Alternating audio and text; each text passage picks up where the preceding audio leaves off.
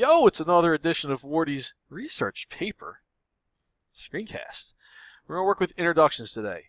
So if you haven't already done so, make sure you go and get a copy of the mentor text, the sample research paper argumentative essay, which we're going to use to model ours after. Now that you have that, what I want you to do is annotate the first paragraph. Next to each sentence, write down its purpose.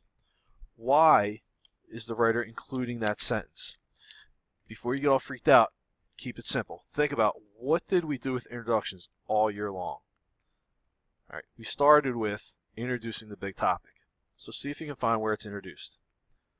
A summary. See if there's a summary of, in this case, maybe not a text, maybe a situation, maybe the actual topic itself. Why is it important? And finally, we end with the claim. So we're going to pause this video. You're going to take a few minutes, read the first paragraph, and note these things. Congratulations, you did it! You've now gone through the introduction, and we should have found these things. So let's take a look. Introduction. Introduce the big topic and make it relatable, which really was the purpose of that first sentence, or a couple sentences actually. So if you should have realized by now, especially from the claim, which we'll look at in a minute, changing the hours that school begins and ends is something that we need to look at. Imagine waking, now pretend you're an adult or somebody else who maybe doesn't think like a kid. How can you get that reader to think like the child, the student, who has to get up ridiculously early? Imagine waking up an hour or two before your body is programmed to rise out of bed and then needing to sit in a room and focus all day simply because your boss told you to do so. Your future rides on your ability to process information and develop skills essential to your success, yet you're too tired because of the insane hour the alarm clock rattled and vibrated to wake your body before it was ready. Man, I actually feel bad for this person. Put the reader in your shoes. Come up with some creative way to do that.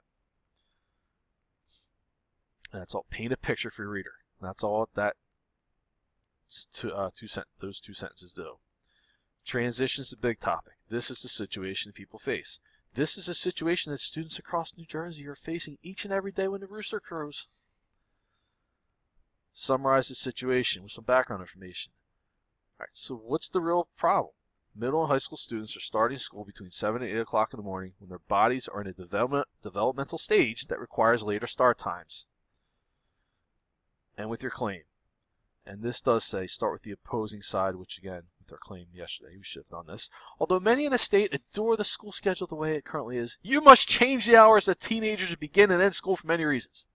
Among the criteria that support changing the school schedules are student health concerns, academics, and changing societal pressures.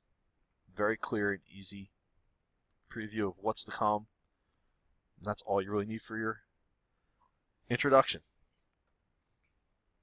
Use this to model yours after. So if you're having trouble figuring out how to start, make it relatable, paint a picture for your reader, put the reader in the shoes of the person the topic affects.